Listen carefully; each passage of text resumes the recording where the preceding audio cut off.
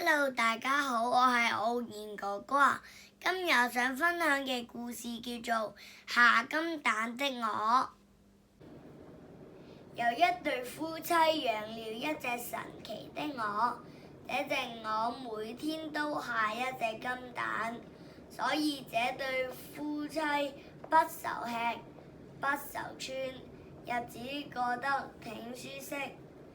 但是妻子開始不滿足了，她對丈夫說：這樣太慢了，我們什麼時候才能成為大富翁呢？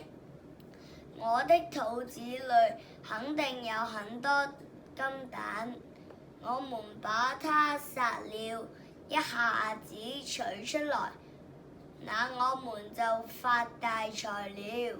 說完，他拿起刀就把鵝殺了，可是剖開鵝肚子一看，裡面一隻金蛋也沒有。這時那妻子呆住了，心裡後悔莫及。我覺得呢對夫妻好貪心，明明隻鵝每日都生一隻金蛋，但係佢哋都唔滿足。你哋又覺得點啊？下次見，拜拜。